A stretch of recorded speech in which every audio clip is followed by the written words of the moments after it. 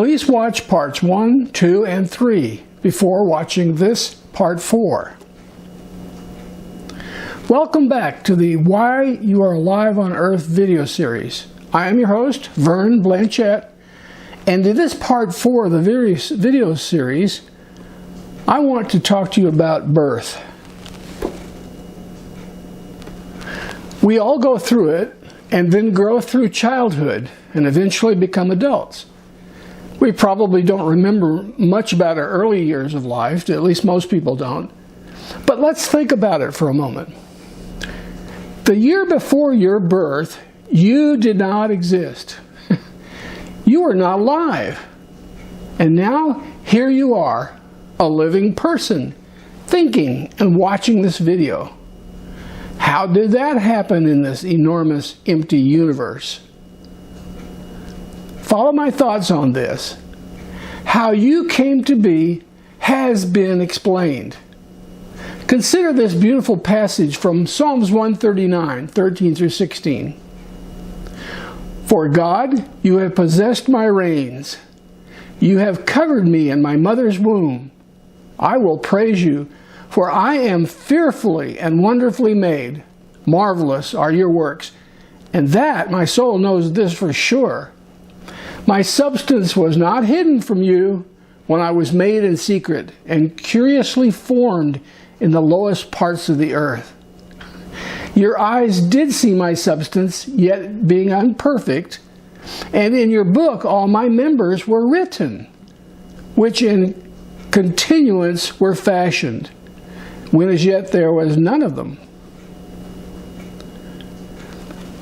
That passage, full of kind of mysterious sentences, describes God's creation of a human being.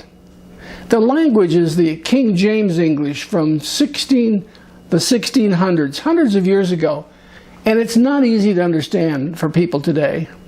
So let's take a second look at this passage, substituting enriched meaning found in the original Hebrew words as recorded in Strong's Concordance. Psalms 139. For God, you have procured and erected my mind. You have knit me together in my mother's womb. I will praise you, for I am fearfully and wonderfully made. Marvelous are your works, and that my soul knows this for sure. My strength and energy were not hidden from you when I was made in secret and fabricated as in embroidering or needlework, in fine detail and rich complexity in the smallest parts of the solid material. Your eyes did see my substance before it was formed, and in your book all my pieces were prescribed, which were set to be fashioned in a sequenced flow of time, when as yet there were none of them. Amazing words. Verse 15 mentions smallest parts and solid material, which does not make sense. But at that time, long time ago, before humans had the knowledge of atoms and molecules, this description was the best exclamation God could give, and have hope that the writer and the reader of Psalms back then could begin to understand. God knew that mankind would one day understand what He put in simple terms long ago. He has knitted our spirits into our dust bodies at the atomic level or deeper. Notice that verse 13 says, God knit me together in my mother's womb. Many people think this sentence describes God making a baby body in the womb. However, because of modern scientific discoveries about the growth of an embryo, we now know this scripture cannot be talking about the pieces of a baby's body. Why? Well, remember that all baby bodies are made of dust, atoms, and molecules. Science has shown us that each baby body gradually grows from just one cell into a fully formed human baby made of billions of cells. The baby's body does not form different parts like teeth, the heart, the liver, the legs, and then when they're each fully formed, somehow God knits them together into a whole baby. That's not what happens. What actually happens is that the tiny cells in the growing baby, which we call an embryo, differentiate gradually. This means as the cells each divide, the two cells formed by each division are slightly different from each other, guided by the DNA instructions in each cell's nucleus. As this division happens over and over and over again, the cells form clusters of cells, which are ever more distinct in function as time goes on, with some cell clusters eventually becoming hair, others teeth, others hearts, lungs, livers, and some of them become the legs and the toes and so forth as the cells multiply. It's amazing. It's an ongoing, constant, gradual process throughout the mass of cells growing in the mother's womb. What God did was to make a place for the cells of the baby to grow, the womb, and made the very first cell of the baby contain the complete instructions to direct how all of the baby body cells are to differentiate as they multiply, set to be fashioned in a sequence flow of time, in this case over 9 months of gestation. That's from Psalms 139, verse 16. The instructions in the DNA of the first cell are so wonderfully complex and complete that at the right time, each of the ever larger number of cells gradually differentiate into the whole complex mass of cells we call a human baby, with all of its parts complete.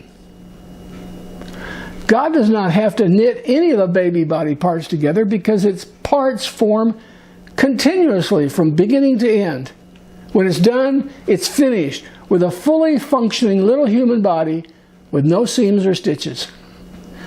As a side note, you realize, don't you, that the existence of DNA is proof that humans did not evolve from animals. You see, evolution, or what they call natural selection, could never have created the complex instruction in DNA. Check it out on your own if you're interested. One place to look has already been mentioned. I'll say it again. Search for the YouTube video, Extraordinary Four-Dimensional Design of DNA with Dr. Robert Carter. Watch that. It will prove the Creator exists. All right, now, what God did was to set up birth to be automatic. Once the first cells began to multiply and growing until the baby is born. God doesn't need to intervene. His DNA code and chemical reactions do all that's necessary to form a viable baby body. That in itself is pretty amazing. Well, does this mean the scripture that says, quote, God formed my inward parts and knit me together in my mother's womb, unquote, is wrong? No, because the Bible is not speaking about the DNA process. God has established to make a baby's body out of atoms and molecules. The DNA code and chemical reactions don't produce you. That is, they don't create a person. Look at what Scripture does say. He procured or gathered the substance a spirit is made of, and he erected my mind. This is when he built the part of your spirit that thinks and communicates. This is the moment you came into existence. This is the instant you became a life created in his image. For God the Creator is spirit. You could not be in his image if you were not spirit. At that moment, where nothing existed before, suddenly you could make the remarkable declaration, I am. We realize the words knit me together isn't talking about your body made of atoms and molecules, because he says he knit me together in the womb, and you are not your body. You are spirit. Your body and spirit were set to be fashioned in a sequence flow of time before they even existed. As we have said in part 2 of this video series, the real you is not the earthly body, but is a spirit. The knitting in the womb, therefore, is God doing only what God could do, attaching a person, you, a spirit, to the human dust body, so the spirit can use the body's senses to experience the natural world. This is fantastic, and it's described in the Bible like this.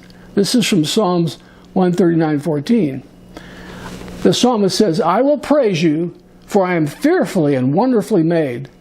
Marvelous are your works, and that my soul knows for sure.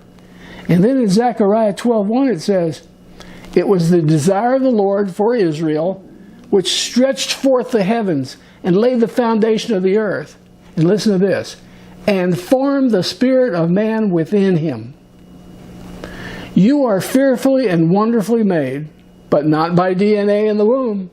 All the DNA does is form the scaffolding, the human body that will help you live and grow on the earth, and thereby help shape your spirit's knowledge and personality.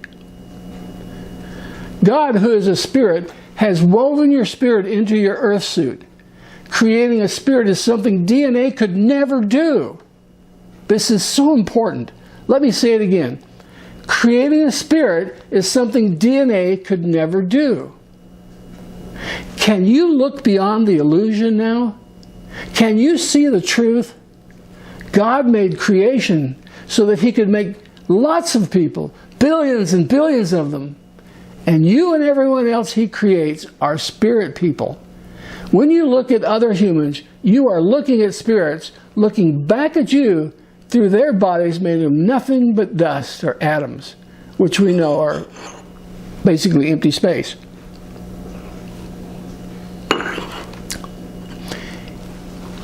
Each of the spirits inside each of these bodies is a child of the living God, creator of the universe.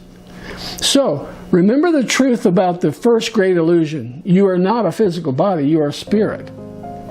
This is good news because it means there is another mystery that when you understand it, you will be filled with indescribable joy.